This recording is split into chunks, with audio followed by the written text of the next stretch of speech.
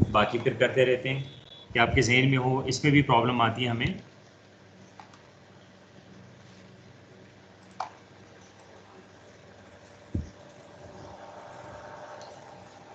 ये आपकी बुक में ही है, ये कार्टेशियन बेसिकली सर्कल है ऐसे ही। तो सर्कल के क्वाड्रेंट्स होते हैं। एक सर्कल है, उसको कट डाउन किया, ठीक है, उसका हम लोगों ने रेडियस और वो जो दूसरा होता है हेमिस्फीयर, जो हाफ सर्कल्स हमारे पास आता है, उसको हम लोग कट डाउन करके क्वाड्रेंट्स बनाए।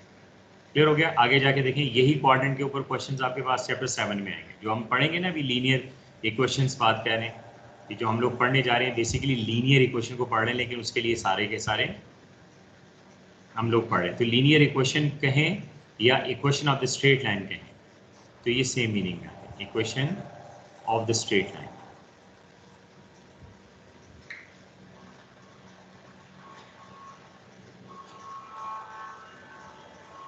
ठीक है, ये हमें अब यहाँ पर देखें क्वाड्रेंट्स हैं, एंटी क्लॉकवाइज हम चल रहे हैं, क्वाड्रेंट्स आपको बन रहे हैं। अगर हम लोग फर्स्ट क्वाड्रेंट की बात करें जो लिखा हुआ है, अच्छा पहली बात तो इसको क्लियर कर लें, ये हमारे पास कोऑर्डिनेट्स हैं, ठीक है। जो हमारे पास ये गिवन है, प्लेन गिवन है, इसको कहते हैं कार्टेशियन प्लेन, कार्टेशियन प्लेन या एक्स वाई कोऑर्डिनेट प्लेन, जैसे आप नाम दे दें। कार्टेशियन प्लेन, कार्टेशियन नेम है, ठीक है, मैथमेटिशियन का जिसने ये इंट्रोड्यूस कराया कि इस तरीके से आप जो है नंबर्स ड्रॉ करके ग्राफ के ऊपर जो है वो कोऑर्डिनेट्स फाइंड कर सकते हैं। तो ये आपके पास क्या होते हैं, इसको हम कहते हैं कोऑर्डिनेट्स। कोऑर्डिनेट्स होते हैं, दो कोऑर्डिनेट्स होते हैं, एक होता है एक्स कोऑर्डिनेट और एक आपके पास आता है जिसको हम कहते हैं वाई कोऑर्डिनेट। ठीक हो गया, दो कोऑर्डिनेट होते हैं। अब एक्स कोऑर्डिनेट वाई कोऑर्डिनेट को आप देखें तो एक साइड पे अगर देखें तो एक्स प्लस है और दूसरी साइड पे देखें तो एक्स माइनस है। एक साइड पे अबव देखें तो वाई प्लस होता है और बिलो देखें तो वाई माइनस होता है। अब जो कोऑर्डिनेट्स के ऊपर जो वैल्यूज हैं ये गिवन है, ये वाई कोऑर्डिनेट है सारा, यानी ये ओरिजिन आपके पास आ रहा है, ओरिजिन से अबव आप अपवर्ड देखें जो वर्टिकली आपका वाई है, तो अगर अबव वर्टिकल देखें तो ये आपके पास पॉजिटिव है, बिलो वर्टिकल अगर आप देखें तो ये आपका नेगेटिव है। हॉरिजेंटल हम जाएं, हॉरिजेंटल मीन राइट हॉरिजेंटल पे जाएं तो एक्स प्लस है, राइट हॉरिजेंटल लाइन जो एक्स एक्सिस है आपके पास उसके थ्रू जाएं तो लेफ्ट साइड के ऊपर जाए तो आपका नेगेटिव आ रहा है। अब ये हमें डिसाइड करके देता है कि आपके पास जो कोऑर्डिनेट होगा वो नेगेटिव साइन के साथ होगा कि प्लस साइन के साथ होगा। तो फर्स्ट क्वाड्रेंट में जहन में रख लें, अगर हम फर्स्ट क्वाड्रेंट की बात करते हैं तो बेसिकली इसमें जो x होगा वो ग्रेटर देन इक्वल टू 0 होता है। 0 इक्वल कब होता है, जब हम अलोंग एक्स एक्सिस बात करते हैं। हम यहाँ पर लिख सकते हैं कि अगर आपके पास अलोंग एक्स एक्सिस की बात करते हैं, along x axis y is 0, जेन में रखिएगा। Similarly along y axis x is 0। जब हम सिर्फ और सिर्फ बात किसकी कर रहे हो, सिर्फ x की बात में, तो x के ऊपर ये जो पॉइंट है ना, ये जो लाइन है, इस पॉजिटिव और नेगेटिव लाइन के ऊपर हम अगर मूव करते हैं तो यहाँ सिर्फ x की वैल्यू लाई करती है इस लाइन के ऊपर, प्लान के अंदर नहीं। प्लान के अंदर तो बात नहीं कर रहा मैं, इस x एक्स के ऊपर बात कर रहा हूँ। x एक्सिस हो या y एक्सिस हो, इसको हम अलोंग कहते हैं। तो x एक्सिस के ऊपर हम अगर वैल्यू कोई लेते हैं तो y 0 होता है, लेकिन x जो है कोई ना कोई उसका नंबर आएगा, 5 हो सकता है, 10 हो सकता है, 20 हो सकता है। प्लान के अंदर की बात कर लें, सपोज मैं यहाँ की बात कर लेता हूँ तो ये कुछ और हो जाता है, इसमें x की वैल्यू भी होगी, y की वैल्यू होगी। तो प्लान के अंदर की बात नहीं कर रहा, मैंने नाम क्या लिखा है, along x axis and along y axis. तो अगर x एक्सिस के अलोंग करेंगे तो y इक्वल टू 0 होगा, अलोंग y एक्सिस की बात x आपके पास 0 है। ठीक है, तो ये आपके पास गिवन है, इसको हम करें तो y ग्रेटर देन 0 और y greater than 0 equal to 0 या x ग्रेटर देन 0। तो ये आपके पास है, इसका मतलब है x भी पॉजिटिव y भी पॉजिटिव, ग्रेटर देन 0 आपका पॉजिटिव। इस साइड की बात कर लें तो y जो है आपका ग्रेटर देन इक्वल टू 0 है और x जो आपके पास नेगेटिव आ रहा है तो लेस देन इक्वल टू 0।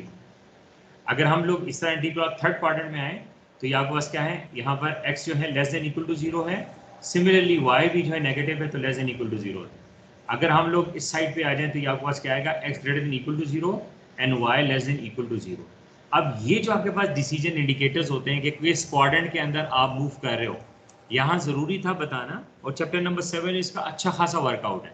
जब लीनियर प्रोग्रामिंग हम पढ़ेंगे ना चैप्टर 7 में, याद रखिएगा ये जो पॉइंट बता रहा हूँ आपको, सारे पॉइंट्स वहाँ पर भी यूज़ करेंगे, वहाँ सिर्फ एप्लीकेशन होगी, हम समझ रहे हैं। क्लियर हो गया? तो अलोंग वाई एक्सिस और एक्सिस की बात होगी।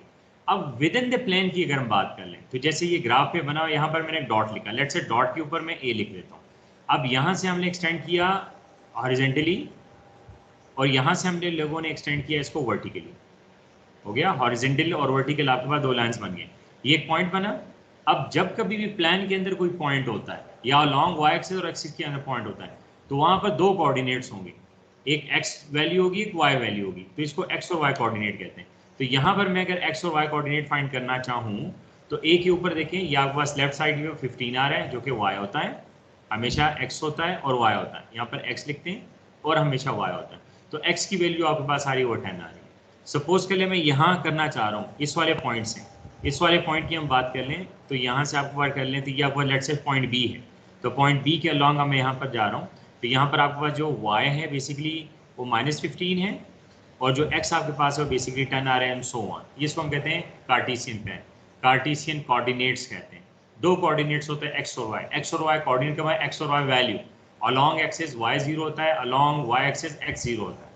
अलॉन्ग का मतलब है कि हम सिर्फ लाइन के ऊपर बात कर रहे हैं, तो जब लाइन के ऊपर बात करेंगे तो वहां पर दूसरा जो एक्सिस होगा वो 0 होगा, एक्स एक्सिस की बात करेंगे तो y 0 होगा, y एक्सिस की बात करें तो x 0 होगा। लेकिन जब विद इन द प्लान की हम बात कर रहे होते हैं तो किसी पॉइंट के ऊपर देखें तो x की वैल्यू भी नेगेटिव हो सकती है, y की वैल्यू भी नेगेटिव पॉजिटिव हो सकती है एंड सो ऑन। ठीक हो गया, तो ये आपके पास है जिसको हम कहते हैं एक्स वाई कोऑर्डिनेट या एक्स वाई कोऑर्डिनेट प्लान, जहन में रख लीजिए। कार्टेशियन प्लान कहते हैं इस कोऑर्डिनेट्स को, कार्टेशियन कोऑर्डिनेट भी कहते हैं। अलॉन्ग एक्सिस y 0 होता है, अलॉन्ग x एक्सिस जो है ना y एक्सिस आपका x 0 होता है। तो ये आपके ऑब्जेक्टिव्स जो क्वेश्चंस आते हैं ना न्यूमेरिकल के अलावा, जो थ्योरेटिकल क्वेश्चंस आते हैं, थ्योरेटिकल क्वेश्चंस भी होते हैं, बाय डेफिनेशन पूछा होता है, ठीक है। तो उसके लिए जो है ना इंपॉर्टेंट है, तो आप लोग रीडिंग जरूर किया करें, रीडिंग को इग्नोर ना करें। ये रीडिंग के अंदर प्रॉब्लम आ रही हो, बाज़ औक़ात ऐसे भी हो जाता है कि मैं स्किप हो जाता है मुझसे कभी कभार, तो आप मुझे याद दिला सकते हैं कि सर ये हमने पढ़ा हुआ था, आपने शायद जो है ना ये या तो इम्पोर्टेंट नहीं या आप छोड़ के जा रहे हैं आगे, तो मैं फिर उसको दोबारा से रिवाइज करके आपको दे सकता हूँ, ठीक है। तो बुक इसी वजह से याद रखो, ये जो बुक है मैं आपके पास इसी वजह, ये सारा लिखा हुआ है, ये आप थोड़ा सा पढ़ेंगे तो आपके पास हो जाएगा। तो बुक जो आपके पास है, बुक इसी वजह से आपके साथ करो कि बुक इंपॉर्टेंट है और बुक में से आपके थ्योरेटिकल और बुक से पता चले करना क्या है, ठीक है। तो आपके पास जो है नेक्स्ट हम जाएं तो मूव करें थोड़ा सा, तो एक question of the straight line है। अब या होता क्या है आपके साथ डिस्कस करता हूँ, लेकिन उससे पहले देखिए जो हमने पढ़ा, ठीक है। ये देखें आपके सामने दिया हुआ है, ये लिखा हुआ है total cost, fix cost, variable cost per unit, ये मैंने आपको पढ़ा दिया हुआ है, ये आप चेक कर लीजिएगा। ये जो मैंने आपको इक्वेशन वर्सेस फंक्शन जो आपके साथ डिस्कस कर लिया ना, ठीक है। तो ये सारे दिया, और याद रखें जितना भी हम लोग पढ़ते रहते हैं ये मिक्स है, 1 2 3 चैप्टर है, इसके सीक्वेंस कोई नहीं है, ये सारा मिक्स है, मिक्सचर है। तो देखिए मैंने आपको चैप्टर नंबर 1 का कॉन्सेप्ट पढ़ा है ना, रेवेन्यू कॉस्ट, देखिए चैप्टर नंबर 2 में बाकायदा एक क्वेश्चन बना के दिया, और ये क्वेश्चन हमने इस तरह बना भी चुके हैं, जिसमें मैंने क्या बना के दिया था आपको, आपके AFC का एडमिशन, तो AFC के एडमिशन का चेक कर लें, इसी तरह बना के दिया था ना, तो सेम उस तरह दोबारा उन्होंने यहाँ पर भी लिखा हुआ है। सिमिलरली यहाँ चेक कर लें, उन्होंने ग्राफ ड्रॉ किया हुआ, तो एक लाइन बनाई हुई, देखिए टोटल y कर दिया, फिक्स कॉस्ट A हो गया, और cost per unit number of units कर दिया, तो y इज इक्वल्स टू आपके पास आया वो 8 + 8x आपके पास 4x आ गया एंड सो ऑन। ये आप लोग पढ़ चुके हैं। इसकी एप्लीकेशन देखें, जैसे मैंने आपको बताया कि कॉस्ट रिलेशनशिप है, चैप्टर 13 में रिग्रेशन को रिलेशन है, चैप्टर 7 भी बता दिया, चैप्टर 8 भी बता दिया। तो इसका मतलब अगर हम यहाँ पर कॉन्सेप्ट अपना क्लियर कर लें equation of the straight line का, तो 13 में जब मैं आपको इक्वेशन ऑफ स्ट्रेट लाइन जो है उसके बारे में डिस्कस करूंगा वहाँ पे, तो आपको परेशानी नहीं होगी, आपको समझोगे कि लीनियर रिलेशनशिप होता है। और यहाँ पर आप बात करोगे तो यहाँ पर सॉल्विंग लिखा हुआ है, लोकेशन प्रॉब्लम, लीनियर प्रोग्रामिंग, वहाँ पर लीनियर प्रोग्रामिंग है तो लीनियर इक्वेशंस हैं। कैलकुलस के अंदर भी हम सेटिंग प्राइसेस के बारे में बात करते हैं, तो वहाँ पर भी आपके पास क्या होता है, लीनियर रिलेशनशिप होता है, ठीक है। तो ये आपके पास ओवरऑल है जो इसमें गिवन है, और यहाँ पर हमने जो पढ़ना है वो equation of the straight line को लेके चल रहे हैं। Equation of the straight line का जो बेसिक फॉर्मेट लिखा है वो ये लिखा हुआ है आपके सामने, मैं आपके साथ में शेयर करता हूँ कि ये है क्या, फार्मूलाज क्या है, इसको किस तरीके से हम लेके चल रहे होते हैं। ये देखिए सारी डेफिनेशन उसने लिखी हुई है कि होता क्या है, एक्स वाई क्या है डिपेंडेंट है, एक्स क्या है डिपेंडेंट है, ए क्या होता है, इसको इंटरसेप्ट कहते हैं, बताता हूँ होता कॉन्सेप्ट क्या है इसका, एम क्या है, ये जो स्लोप है ग्रेडियंट है, समझाता हूँ होता क्या है। अगर आपको मैं समझाऊंगा, ये सारा लिखा भी हुआ इसने, this is the value at which the line crosses the Y axis, ठीक है, it would have a negative value, लिख दिया उसने। इस तरह लिखा हुआ है स्लोप का, द ग्रेडियंट होता है, स्लोप होती है ग्रेडियंट, सेम मीनिंग में, पॉजिटिव है अपवर्ड है, और हम लोग अब यहाँ पर रिलेशनशिप लेके आएंगे कि स्लोप और इंटरसेप्ट का कॉन्सेप्ट क्या है, इसको ध्यान में रख लीजिए, ठीक हो गया। तो यहाँ पर हम लोग equation of the straight line को अब यहाँ पर डिस्कस करेंगे, और जैसे उन्होंने लिखा हुआ है यस हम उसी तरीके से इसको प्रोपेगेट करेंगे। अब आपके पास है equation of the straight line.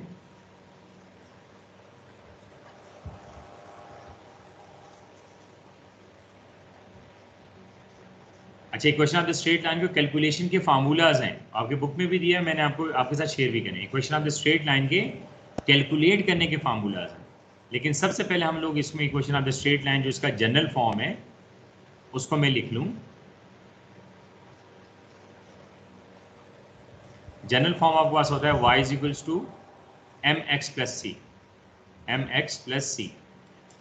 इसको मैं ऐसे भी लिख सकता हूँ y is equals to a plus B X, जैसे भी शेप लिख दें, y is equal to a plus B X, Y is equal to M X plus C, y is equal to a plus B X, Y is equal to M X plus C. अच्छा, अब आई cap में एक और question आता है। Suppose करता हूँ एक इक्वेशन लिखता हूँ लीनियर टू वेरिएबल फॉर्म का, इस पे क्वेश्चन आ जाते हैं।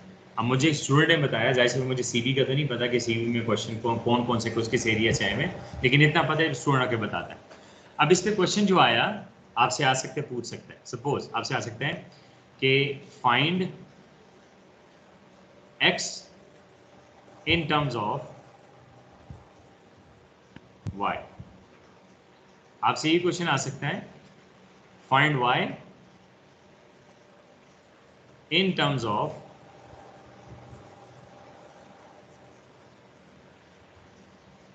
दो तरह हो सकते हैं, find x find y in terms of. अब ये फाइंड x और फाइंड y का मतलब क्या है, ये इक्वेशन पूछ रहे हैं। Find x equation in terms of y, find y equation in terms of x। याद रखो जिसके साथ टर्म्स आता है ना, तो इसका मतलब हुआ ये जो पर्टिकुलर आपके पास वैल्यू होगी इसको हम कहेंगे it is an independent, it is an independent variable. और ये जो आपके पास जिसका फाइंड करना है हमने, उसको हम क्या नाम देंगे, डिपेंडेंट वेरिएबल। तो आप देखिए इस क्वेश्चन में देखिए जनरली हम लोग हमेशा y को डिपेंडेंट रखते हैं, याद रखिएगा, हमेशा हम लोग y को डिपेंडेंट रखते हैं और इस x को इंडिपेंडेंट रखते हैं। लेकिन ज़रूरी नहीं कि हमेशा के लिए ऐसा हो, लेकिन जनरल फॉर्मेट के अंदर हमेशा हम ले लेते हैं। अब ये जो क्वेश्चन आपके सामने दोनों आए हुए हैं, अब इसमें आपसे क्या पूछ रहे हैं कि क्वेश्चन जो मैंने दो कर दिए इसमें से कोई एक क्वेश्चन, लेकिन ज़रूरी है कि आपको यहाँ पर समझ आए कि हम लोग क्या करने जा रहे हैं। अब इस क्वेश्चन को अगर मैं देखूँ, लिखा क्या हुआ है कि find x equation in terms of y। इसका मतलब है x मेरे पास डिपेंडेंट होना चाहिए, तो x जब डिपेंडेंट होता है तो लेफ्ट साइड पे होता है, y इंडिपेंडेंट होगा तो राइट साइड पे आ जाएगा। क्लियर? अगर y आपके पास यहाँ पर देखिए डिपेंडेंट है और x इंडिपेंडेंट है, तो आपके पास क्या होगा, y लेफ्ट साइड पे होगा और y x आपके पास क्या होगा, राइट साइड पे होगा। ये एक सीक्वेंस है जिसको हम लेके चलते हैं। तो अगर इस क्वेश्चन को मैं देखूँ, ये जैसे लिखा हुआ है, अब आप इसको फॉलो करेंगे। अगर इस क्वेश्चन को मैं लिखूँ और इसको मैंने कन्वर्ट करना है, तो मैं क्या करूँ, इसको थोड़ा सा ट्रांसफॉर्म करूँगा।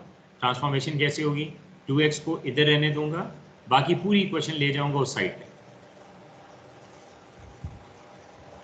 ठीक है, अब यहाँ मुझे x चाहिए, 2x तो नहीं चाहिए, तो अगर x चाहिए तो x के लिए क्या करना चाहिए, बोथ साइड्स जो हैं वो मैं 2 को डिवाइड कर लूँ। तो मैं दो वे से करता हूँ कि आपकी वो कन्फ्यूजन भी दूर हो जाए।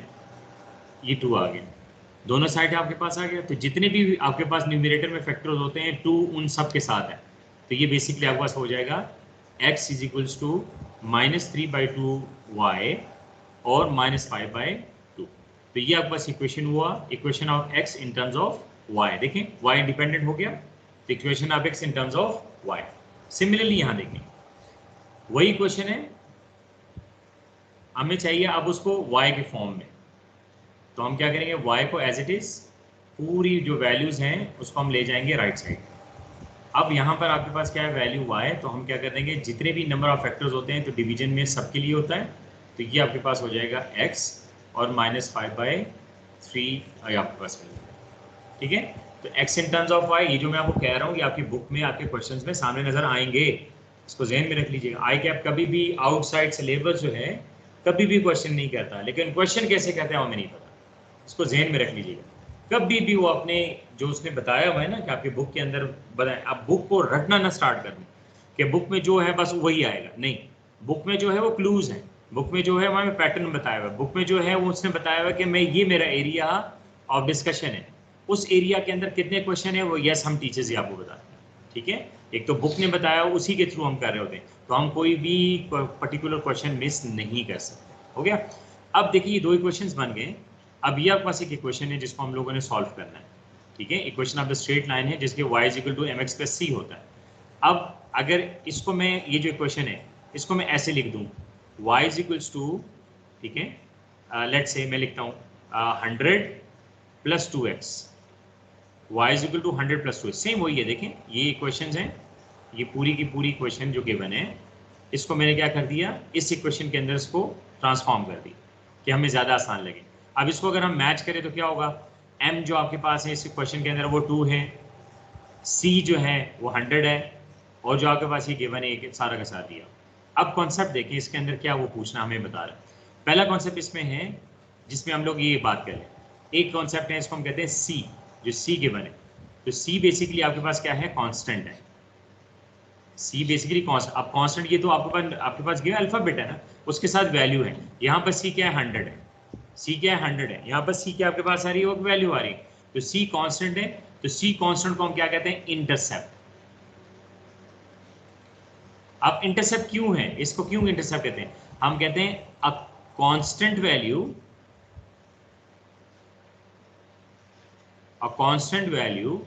of a dependent variable,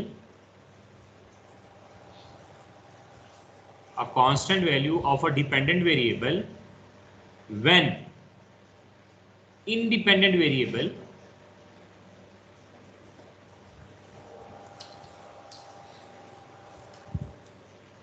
becomes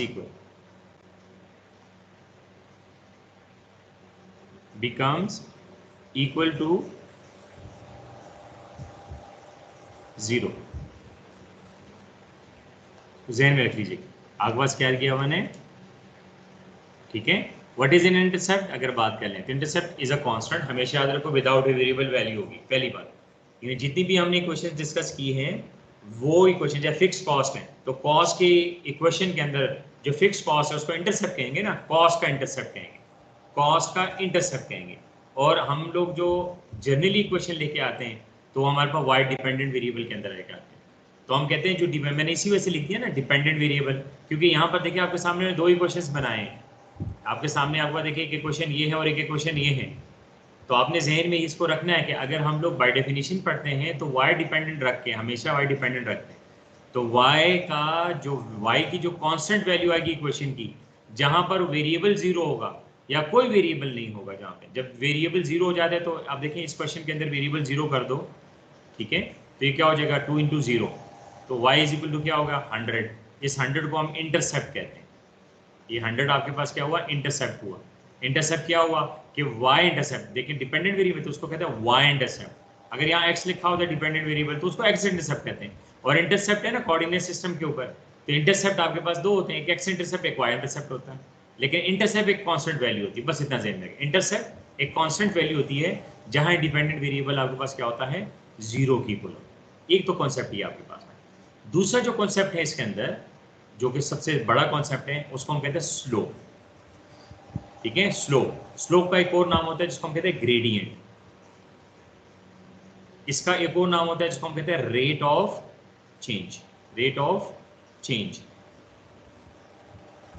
change. अब याद रखो हमेशा रेट ऑफ चेंज दो वैल्यूज में होती है। अब सपोज करें मैं आपको कह दूं कि 50 सपोज, और मैं कह दूं कितना चेंज है, तो आप कभी भी ना कहेंगे सर 50 में कोई चेंज है। कह सकते हम चेंज? नहीं कह सकते ना। 50 से या तो आगे वैल्यू कोई गिवन हो या 50 से बैकवर्ड कोई वैल्यू गिवन हो, और आप मुझसे पूछे कि कितना रेट ऑफ चेंज, तो आप क्या करेंगे, नेक्स्ट वैल्यू में से प्रीवियस वैल्यूज माइनस करेंगे, जो आपको आंसर आएगा वो क्या होगा, rate of change, that's it. वो आपके पास वैल्यू आएगी, या तो इंक्रीज हो सकती है या डिक्रीज हो सकती है।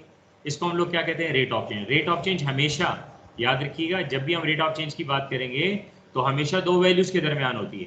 अब जब हम बात करें दो वैल्यूज का मतलब कि एक्स कोऑर्डिनेट और वाई कोऑर्डिनेट्स के दरमियान होगा, तो डेफिनेटली जो कोऑर्डिनेट्स आएंगे वो पेयर ऑफ कोऑर्डिनेट्स होंगे।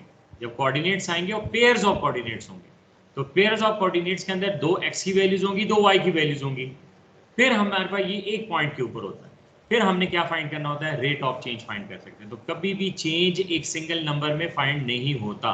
तो ये तीनों नाम जो है ना अपने ज़हन में रख लीजिएगा, स्लोप कहें, ग्रेडियंट कहें, रेट ऑफ चेंज कहें। अब इस इक्वेशन में जो स्लोप है उसको हम लोग किस तरह करते हैं, m की इक्वल करते हैं, m इज अ स्लोप। अब स्लोप मैंने आपको क्या बताया, रेट ऑफ चेंज। तो रेट ऑफ चेंज का मतलब क्या है, delta Y over delta X. Delta mean change, delta mean change, change in Y वो चेंज इन एक्स। अभी आपके सामने बात की कि चेंज इन वाई की अगर आप बात करेंगे तो बेसिकली क्या होगा, चेंज ऑफ वाई बात करें वो होगा सेकंड वैल्यू या next value of Y minus previous value of Y. मैंने भी बताया कि जब भी हम किसी सिंगल वेरिएबल में चेंज फाइंड करते हैं वो हमेशा दो वैल्यूज के दरमियान चेंज आता है। तो delta Y is equal to Y two minus Y one, then delta X क्या होगा, X two minus X one. तो अगर हमें यहाँ पर इन दोनों को मीट करा दें तो आपके पास वैल्यू क्या बन जाएगी, देखें ये स्लोप का फार्मूला आ जाएगा y2 minus Y one divided by x2 minus x1 is the slope formula. अब स्लोप होता क्या है, कैसे फाइंड करते हैं, स्लोप कितने टाइप्स का आ सकता है एंड सो ऑन, ये सारी डिस्कशन है हमारी। ठीक है, अब एग्जाम्पल के थ्रू लेके आ रहा हूँ। अब ये क्या क्वेश्चन है, ये क्वेश्चन है x is equal to minus three by two Y minus five by two. General question अगर आपसे पूछे what is the X intercept, ये क्वेश्चंस हैं, ये जैसे मैंने यहाँ पर लिखा हुआ है, मैं थोड़ा सा इसको, ये क्वेश्चन है, आप लोग राइट साइड पे देख रहे हैं, मैं इस क्वेश्चन की बात कर रहा हूँ। अगर सपोज के लिए क्वेश्चन दिया हुआ है X in terms of Y, X is dependent variable, और आपसे कहते हैं what is the X intercept, तो इंटरसेप्ट को ध्यान में रख लो, दो होते हैं, एक एक्स इंटरसेप्ट होगा एक वाई होगा। क्यों एक्स और वाई प्लान होता है, क्योंकि कोऑर्डिनेट्स जो होते हैं हमारे पास वो आपके पास चारों में से एक्स और वाई की वैल्यूज होती हैं। अब एक्स और वाई की नेगेटिव पॉजिटिव हो सकती है, तो इक्वेशन को देखते हुए आपने ध्यान में रखना है। अगर वो आपसे पूछते कि वाई इंटरसेप्ट क्या होगा, अगर आपसे वो पूछे कि वाई इंटरसेप्ट क्या होगा, तो आपके पास इक्वेशन जो होगा ये गिवन है, ये जैसे मैंने लिखा हुआ यहाँ पे, वाई आपका डिपेंडेंट वेरिएबल होगा। तो अगर आपसे कहते हैं वाई इंटरसेप्ट का इक्वेशन गिवन हो और आपसे पूछे कि what is the Y intercept, given होगा what is the Y intercept, तो हम कहेंगे जो वेरिएबल वाली पूरी वैल्यू होगी उसको हम कंसिडर करेंगे जीरो, जो बाकी रह जाएगा, ठीक है, जैसे इस क्वेश्चन के अंदर वाई इंटरसेप्ट, तो वाई इंटरसेप्ट यहाँ with sign with minus three by five. अगर यहाँ भी बात कर लें एक्स इंटरसेप्ट की, तो एक्स इंटरसेप्ट यहाँ पर क्या है, X is equals to minus five by two, इसको ध्यान में रख लें, minus five by two without a variable. तो हमारे पास इंटरसेप्ट दो हो गए, क्योंकि इंटरसेप्ट फॉर्म का फॉर्मूला भी होता है, ठीक है, एक्स इंटरसेप्ट होता है, वाई इंटरसेप्ट होता है। जनरली हम लोग क्या फाइंड करते हैं जब भी हम स्लोप के फार्मूले या हम लोग equation of the straight line की बात करते हैं, y to M X plus C, तो हमेशा जो equation of the straight line होगी वो उसके कंपोनेंट्स दो होंगे, एक कंपोनेंट होगा इंटरसेप्ट का, एक कंपोनेंट होगा स्लोप का। इंटरसेप्ट की डेफिनेशन, इंटरसेप्ट बेसिकली यही होता है जितना मैंने लिख दिया। स्लोप की एक्सटेंशन है जिसको हम लोग अभी डिफाइन करेंगे कि स्लोप क्या वो बता रहे हैं जो आपके बुक में लिखा हुआ है उसका क्या मतलब है एंड सो ऑन। तो स्लोप बेसिकली हमारे पास फंक्शन के साथ लिंक करता है, उसके थ्रू हम लोग उसको सॉर्ट आउट करते हैं। तो स्लोप की ये जो डेफिनेशन में है ना, स्लोप है, ग्रेडियंट है, रेट ऑफ चेंज है, काइंडली इसको अपने माइंड में रख लें। कभी मैं रेट ऑफ चेंज कहूँगा, कभी ग्रेडियंट कहूँगा, कभी स्लोप बात करूँगा, तो ये सेम मीनिंग के अंदर आ जाती है। जी, इसमें कोई क्वेश्चन हो तो पूछ। सर इंटरसेप्ट के बारे में बता दे, कनेक्शन एग्जाम नहीं कर रहा सर। जी, किसका बताऊँ सर इंटरसेप्ट के बारे में जरा बता दे। हाँ, इंटरसेप्ट बता रहा हूँ। देखिए इंटरसेप्ट की डेफिनेशन में लिखी हुई है, मैं लिखा क्या हुआ है, it is a constant value of a dependent variable, it is a constant value of a dependent variable where independent variable is zero. आपके सामने मैंने देखिए ये इस साइड पे y is equal to 100 plus 2x वाला ये इक्वेशन में लिखिए, y is equal to 100 plus 2x मैंने लिख के दिया हुआ है, ये देखें, ठीक है, गिवन है। अब आपसे पूछें कि what is the y-intercept in this equation, what is the y-intercept equation, तो मैंने यहाँ क्या लिखा हुआ है, it is a constant। तो कांस्टेंट वो होता है जिसमें कोई, जिसके साथ कोई वेरिएबल नहीं होता। अब मैं जो बात कर रहा हूँ ना, मैं जो बात कर रहा हूँ वो कांस्टेंट की जो यहाँ पर लिख रहा हूँ। अब आप कह सकते हैं कि सर टू भी तो कांस्टेंट है के साथ, तो मैंने आपको यहाँ साथ क्या कह दिया कि कांस्टेंट विदाउट अ वेरिएबल, और साथ मैंने यहाँ पर नाम क्या दे दिया कि where independent variable is zero, where independent variable is zero. तो पहली बात तो ये कि देखिए ये इंडिपेंडेंट वेरिएबल है, अगर इसको मैं जीरो कर दूं, क्लियर, तो 2 इंटू जीरो जीरो हो गया, तो y की वैल्यू आपके पास आएगी जिसको हम लोग क्या नाम देंगे, 100 देंगे। अब इस 100 को क्या कहते हैं, it is a constant value, किसकी वैल्यू है, डिपेंडेंट वेरिएबल की होती है, क्योंकि लेफ्ट साइड पे आपका जो वैल्यू आएगी डिपेंडेंट वेरिएबल होता है। यहाँ डिपेंडेंट वेरिएबल क्या है, y है, तो y की constant value without a variable, आगे जाके आपका जीरो आ रहा है, कोई आपके पास वेरिएबल वाली वैल्यू या वेरिएबल वाला पार्ट ही नहीं आ रहा। तो जब वेरिएबल वाला पार्ट नहीं आ रहा तो बाकी आपको एक कांस्टेंट वैल्यू आ गई। तो यहाँ पर वैल्यू क्या है, y है, यानी मीन यहाँ पर वेरिएबल क्या है, y है। y इज इक्वल टू 100, इसका मतलब है इक्वेशन था जिसमें x भी इन्वॉल्व था, लेकिन x जीरो हो गया। जब x जीरो हो गया तो y के साथ एक कांस्टेंट वैल्यू रहेगी।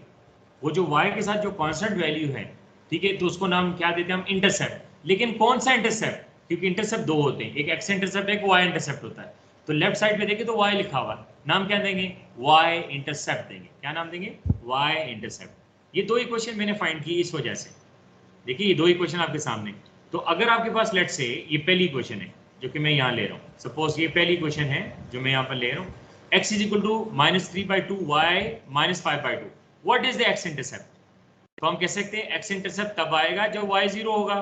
तो हम इस पूरे लाइन को, ये जो पूरी वैल्यू है, इसको हम लोग क्या कंसिडर करेंगे, जीरो, y जीरो का ही पूरा जीरो।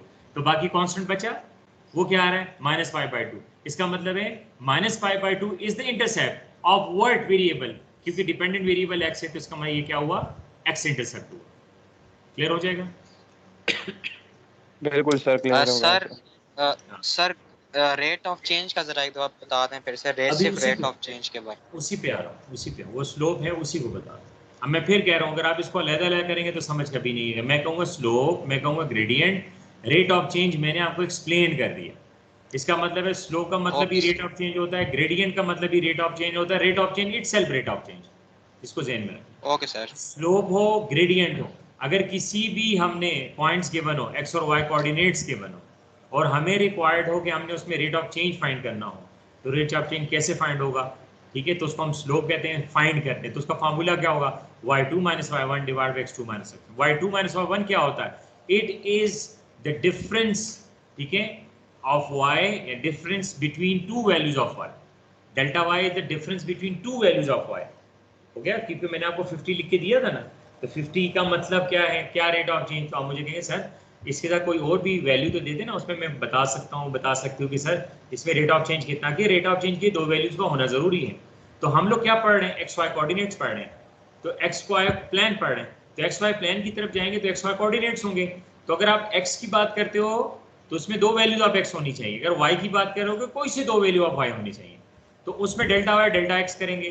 तो फार्मूला क्या होगा, राइज और रन, जिसकी हम बात करें परपेंडिकुलर, आपके पास क्या आएगा, डिवाइडेड बाय बेस, जो फार्मूला बनता है रेक्टेंगुलर में, मैंने डायरेक्ट फार्मूला लिख दिया, delta Y over delta X आपके पास आएगा। ठीक है, अब कॉन्सेप्ट जो आपके पास आएगा वो बेसिकली हम लोग सॉल्व करेंगे स्लोप का। ठीक है, जो हम रेट ऑफ चेंज की बात कर रहे हैं, मेन कॉन्सेप्ट है आपके पास स्लोप का। स्लोप को अंडरस्टैंड कर लें, स्लोप आपके डिफरेंशिएशन के अंदर, डेरिवेटिव्स के अंदर भी आएगा।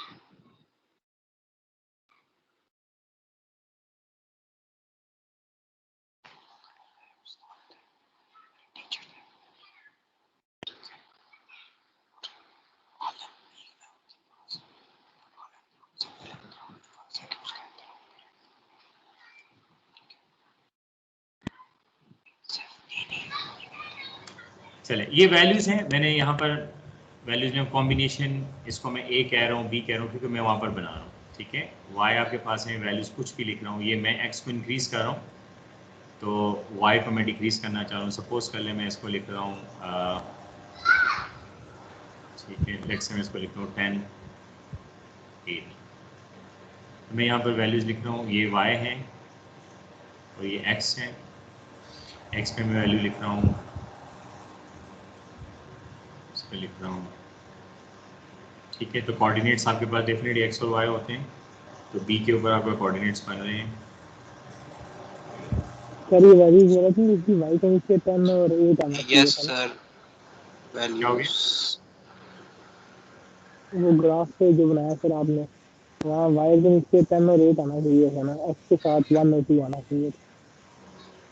नहीं, मैं समझ नहीं रहा, आपकी आवाज़ में क्लियर नहीं आई, जिसने समझा वो सर। बता दे। हाँ हाँ, सर सर वैल्यूज एक्स आपने एक्सिस गलत के लिखी है। लॉन्ग 2 1 आ रहा है और वाई एक्सिस के लॉन्ग 8 10 आ रहा है। अच्छा वो मैं गलत लिख दिया, ठीक है, ठीक है। इसका मतलब आप लोग जाग रहे हैं। आप में से ऐसे भी कोई होगा कि वो कहेगा मैं भी बताने वाला था, बताने वाली थी, चले इन्होंने बता दिया, अगर आपके पास आ रही है, ठीक है, मैंने मिस्टेक कर ली।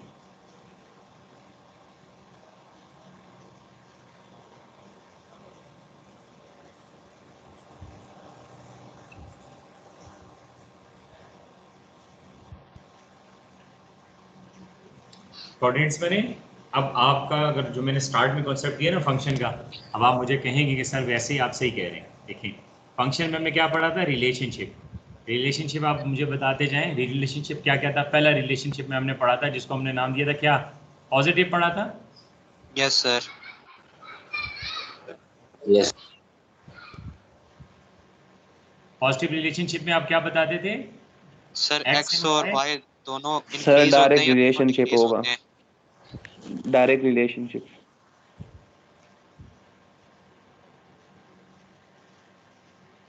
डायरेक्ट रिलेशनशिप होता है या पॉजिटिव रिलेशनशिप, हम ये पढ़ा करते थे ना। Yes sir. अब वो जो मैंने आपको बताया अभी हम स्लोप के साथ उसको रिलेट करें, ठीक है। X and Y move in the same direction, ये एक डेफिनेशन हो गई फंक्शन के हिसाब से। आज जब आप कैलकुलेशन के हिसाब से आते हो तो आप क्या कहते हो कि एंड अगर पॉजिटिव रिलेशनशिप है, मैं बाबी बात कर रहा हूँ नेगेटिव रिलेशनशिप की, यहाँ पर लिखें। सर ऑपोजिट डायरेक्शन में जाते हैं दोनों। ठीक, नेगेटिव कह दो या इसको हम कह देते हैं इनवर्स कह दें।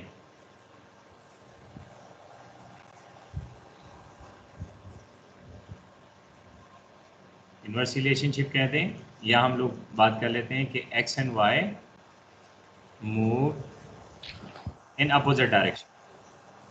अभी मैं जो डायग्राम बना रहा हूँ अपोजिट डायरेक्शन की है ना, यस सर।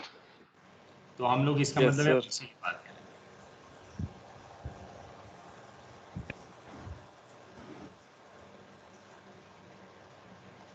ये अब बस हुआ। अब देखें इसकी स्लोप फाइंड कर रहे हैं।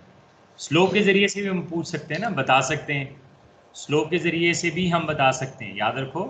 स्लोप के जरिए से भी आपके पास होता है कि आपके पास एक्स और वाई में रिलेशनशिप क्या होता है। एक तो रिलेशनशिप की बाय डेफिनेशन बताते हैं ना हम लोग, बाय डेफिनेशन के अलावा स्लोप रेट ऑफ चेंज के बारे में भी बताएगा। रेट ऑफ चेंज से हमें पता चलता है कि रेट ऑफ चेंज आपके पास पॉजिटिव है कि नेगेटिव है।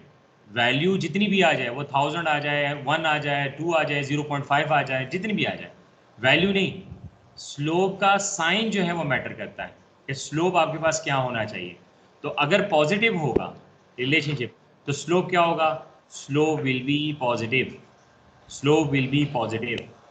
अगर आपके पास क्या हो, अगर आपके पास नेगेटिव रिलेशनशिप है तो रेट ऑफ चेंज क्या होगा दोनों में, वो क्या आएगा, नेगेटिव। याद रखिएगा, when the slope is positive it indicates that x and y there is a positive relationship between the variables.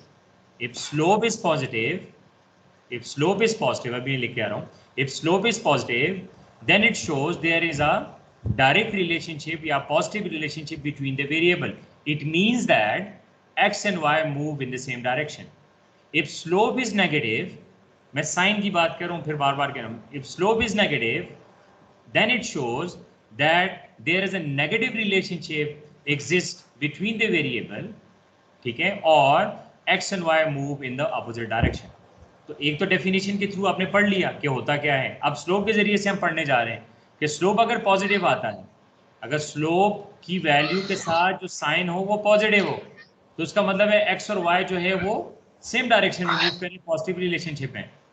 अगर आपके पास क्या हो, स्लोप नेगेटिव आ जाए, तो इसका मतलब हुआ कि जो आपके पास एक्स और वाई है वो मूव करते हैं अपोजिट डायरेक्शन, और उनका रिलेशनशिप क्या होगा, नेगेटिव या इनवर्स रिलेशनशिप। अब यहाँ से देखें, ये जो क्वेश्चन आपके पास आ रहा है एक्स और वाई के लिए, इसको मैं करने जा रहा हूँ। अब देखें, मैं स्लोप फाइंड कर रहा हूँ, तो स्लोप को फार्मूला आपने पढ़ लिया, y2 minus y1 divide by x2 minus x1। इसकी एप्लीकेशन अब कर रहे हैं। अब y2 का मतलब क्या है, डेल्टा, ये देखें ये आपके सामने आ रहा है, ये सॉरी ये आपके लिए आ रहा है वैल्यू, और ये वैल्यू आ रही है। तो सबसे पहले डेल्टा y क्या होगा, y2 माइनस y1। अब y2 क्या होगा, याद रखो हमने डाउनवर्ड आना है, हमने डाउनवर्ड आना है। ऐसे में चले एरो बनाता हूँ, ये हमने डाउनवर्ड आना है। हमेशा ऐसे ही हम लाइंस बनाते, पहले 10 लिखते हैं फिर 8 लिखते हैं, नीचे से अब तो नहीं जाते ना, हमेशा वर्टिकली जब कॉलम वाइज बनाते हैं, कॉलम वाइज अगर हम आते हैं तो फर्स्ट वैल्यू आपके पास आती है देन सेकंड आती है। तो यहाँ से देखें, मैं अगर लिखना चाहूँ ये 10 क्या होगा y के कॉलम में, इसको हम कहेंगे y1। सेकेंड वैल्यू आपके पास y के कॉलम में क्या होगी, उसको हम कहेंगे y2। x के कॉलम में जो फर्स्ट वैल्यू आपके पास आएगी, इसको हम नाम क्या देंगे, x1। x के कॉलम में सेकंड वैल्यू जो आएगी, उसको हम क्या नाम देंगे, x2। अब क्लियर हो जाएगा। तो हमेशा इस तरीके से हम लिखते हैं। तो अब यहाँ पर देखें, तो आपके पास वैल्यूज अगर हम लिखें तो y2 minus y1 mean 8 minus 10 divided by 2 minus 1 which is equals to -2। हमने साइन को देखना है, साइन नेगेटिव आया, वैल्यू 2 आई है उसको छोड़ दे, साइन नेगेटिव आया, तो साइन नेगेटिव क्या शो कर रहा है आपके सामने, अगर एक कर्व डाउनवर्ड स्लोपिंग हो तो क्या शो करता है, वो ये शो करता है कि there is a inverse relationship between the variable, that's it, खत्म। ये इतना आपके पास जो है ना रिलेशनशिप होता है। First start of the lecture में, स्टार्ट ऑफ द क्लास में हम लोगों ने यही पढ़ा था, यानी मीन जो फर्स्ट क्लास थी हमारी, उसमें हमने यही पढ़ा था कि there is a relationship between, function जो है रिलेशनशिप को करता है। तो कर्व और फंक्शन सेम चीजें होती है। तो कर्व अगर आपके पास डाउनवर्ड स्लोपिंग है तो वो क्या शो करता है कि नेगेटिव रिलेशनशिप है, डाउनवर्ड स्लोप, इसको कहते हैं डाउनवर्ड स्लोपिंग कर्व, क्योंकि इसमें जो रेट ऑफ चेंज है वो नेगेटिव है। और जब रेट ऑफ चेंज नेगेटिव होता है, ठीक है, उसका मतलब क्या हुआ, कर्व आपके पास डाउनवर्ड स्लोपिंग होगा। एक दूसरी बात, ये एक्स और वाई में नेगेटिव रिलेशनशिप है। तीसरी बात क्या है, उसकी स्लोप क्या होगी, नेगेटिव साइन के साथ आएगी। तो इसको हम लोग क्या कहते हैं, a relationship, a negative relationship between X and Y. हो गया, ये आपके पास एक स्लोप आ गया, इसको ध्यान में रख लें, स्लोप का फॉर्मूला अप्लाई करें। नेक्स्ट आपके पास यहाँ पर पड़ेगा, हम सपोजिशन फिर कह रहे हैं, सपोज कर लें आपके पास कॉम्बिनेशन है, combination A and B, combination A B, X values and Y values. अब हम कर रहे हैं इसमें, लेट से 1 2 आ रहा है, इसको हम 5 8 कर लेते हैं, ठीक है, ये आपके पास वैल्यू आ गई। अब इसको अगर हम यहाँ से ड्रॉ कर लें तो ये आपके पास आएगा 1 and 2, और यहाँ से आपके पास आ जाएगा 5 और 8 आ रहे हैं। लेट से मैं इसको एक्स्ट्रा लिख देता हूँ, 1 2 3, ठीक है, 4 5 6 7 और ये 8, ठीक है। तो आप देखें फर्स्ट वैल्यू 1 5, ये 1 आपका x का है और इसका आपके पास 5 का है, तो इसको मैंने लेट से ये लगा दिया, तो एक पॉइंट बना। देन नेक्स्ट आपके पास आ रहा है 2 और 8 का आ रहा है, ये 2 आ रहा है आपके पास, और ये आपके पास 8 आ रहा है, ये बना। अब ये ए पॉइंट बना है, बी पॉइंट बना, इनको हमने एक कर्व से मिला दिया, हमें एक कर्व मिला जिसको नाम हम अपवर्ड स्लोपिंग का नाम देते हैं। हो गया। अब मैं इसका देखना चाहता हूँ कि अपवर्ड स्लोपिंग तो बना, इसकी स्लोप क्या होगी। तो हमारे पास क्या होगा इसमें, m is equals to y2 minus y1 divide by x2 minus x1। तो अब चेक कर लीजिएगा, यहाँ पर आपके पास ये वैल्यू आ रही, इसको हम कहेंगे y1, ये होगा y2, ये होगा x1 और ये होगा x2। वैल्यूज पुट कर देंगे तो आ जाएगा 8 माइनस 5 और 2 minus 1 which is equal to 3, और 3 इज अ पॉजिटिव वैल्यू। हो गया। 3 जो भी है उसको छोड़ दें, सिर्फ और सिर्फ साइन को आप चेक करें, तो ये आपके पास क्या आएगा, पॉजिटिव एंड नेगेटिव कर्व या पॉजिटिव और नेगेटिव रिलेशनशिप। हो गया, ये आपको कर्व है, डाउनवर्ड स्लोप है। अब देखिए कर्व में आपका कोई कर्व नहीं आ रहा, देखें कर्व आपके पास ना तो यूं बन रहा है, ना कर्व आपके पास यूं बन रहा है, कर्व स्ट्रेट लाइन बन रहा है। तो स्ट्रेट लाइन को छोड़ चीजें, ठीक है। तो हम लोग जो पढ़े वो लीनियर, ये आपके पास जो कर्व बन रहा है इसका लीनियर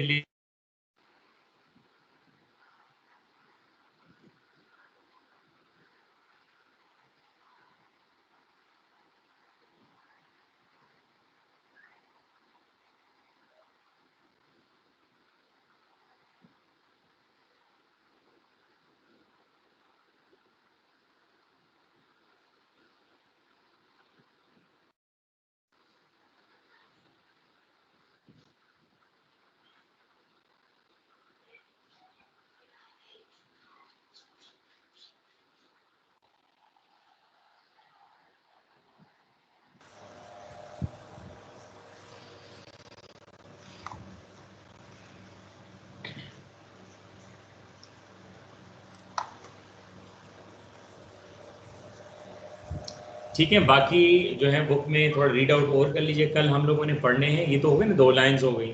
कल हम